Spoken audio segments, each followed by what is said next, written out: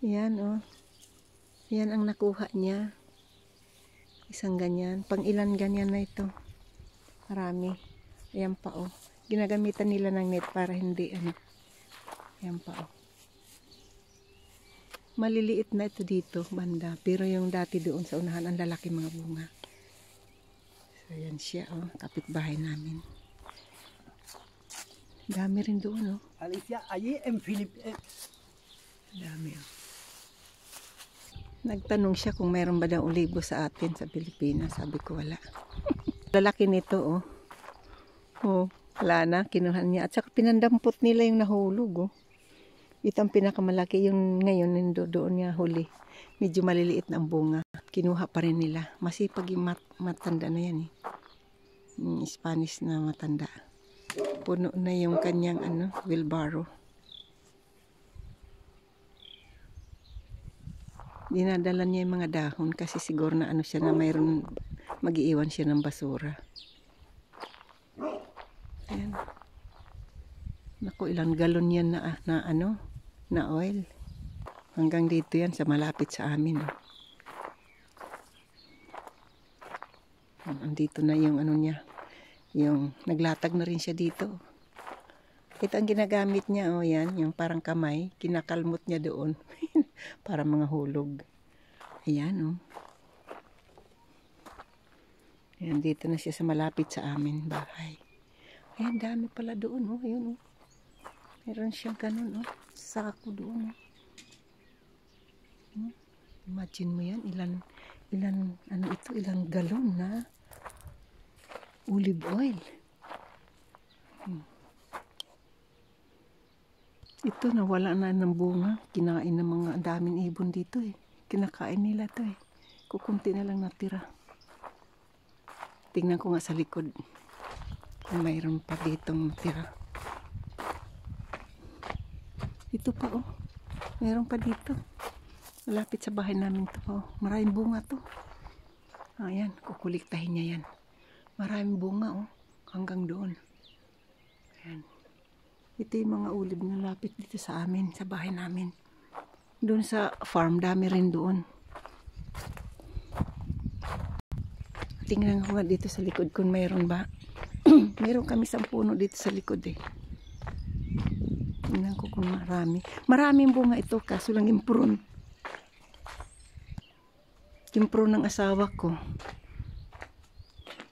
Nangahulog siya oh, pero mayroon siya oh. Pero nangahulog oh. Hinog na kasi. Ayan oh. Mayroon din kahit papaano. Marami din oh. Oh. Marami nangahulog na. Maraming bunga. Ayan oh. Kita ninyo yan. Ayan. Yan sa labas ng bakod namin, iba na may-ari niyan. Pero hindi pinupuntahan dito, pinabayaan. Daming bunga oh. Ayan oh. Sa labas ng bakod na yan, iba may-ari niyan. Wala dito.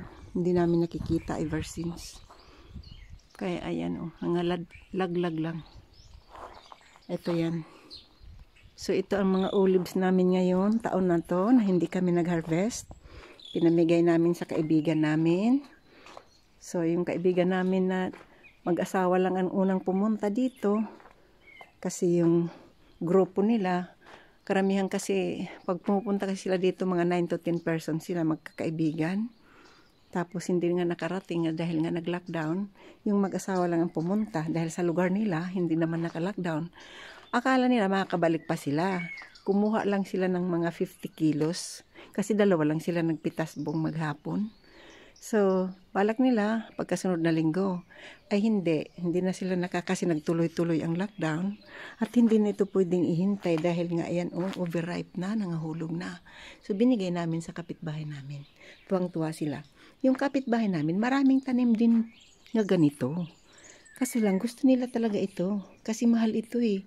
Lalo na kung virgin oil. Extra virgin oil. Kaya, tuwa sila na binigay namin. Kasi kami naman, hindi naman namin kayang ubusin na sa konsumo ang isang taon, sa isang harvest ng isang taon, marami pang natitira sa amin. Kaya, i-share naman sa iba para mayroon naman sila. So ito ang mga puno namin na pinamigay namin ngayong taon na to. Pati yung tangerine namin, nagpitas na si Rodney kanina umaga. At saka lemon, nagdala doon sa kaibigan namin. Pumunta siya sa grocery. Nag-drop siya doon ng lemon and tangerine doon sa kaibigan namin. Nagbigay kasi nag-harvest na kami ng tangerine. Hindi naman kayang kainin yan. Dalawa lang kami. Namigay doon sa mga kaibigan. 1, 2, 3,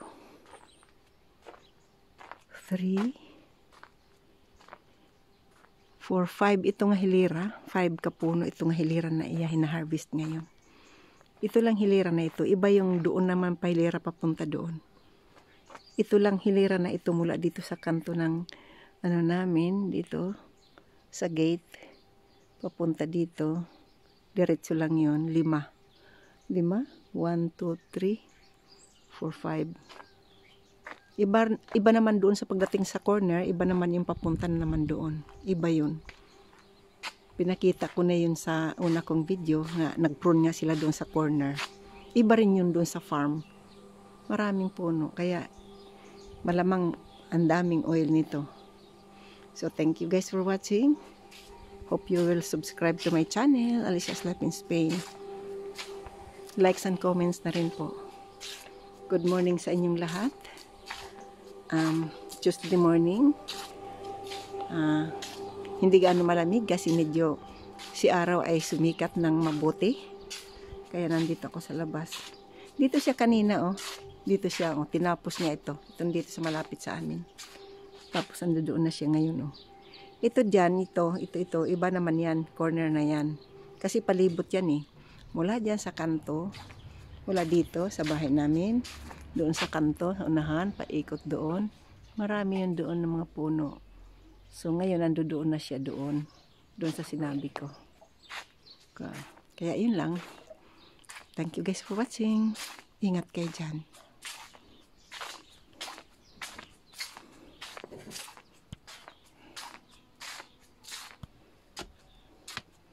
Uwi na ako, akyat na ako dito.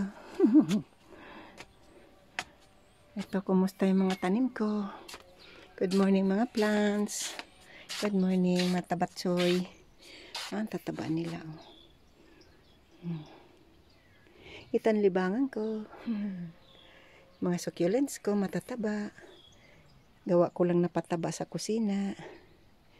Manood kayo sa dati kong video. Hando doon kung paano ko gumawa. Hindi mahirap, madali lang. Yan, tataba oh. Yan, violet yan siya. Violet.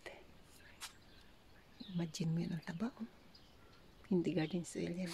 So, thank you guys for watching. Mag-iingat kayo dyan. Bye-bye.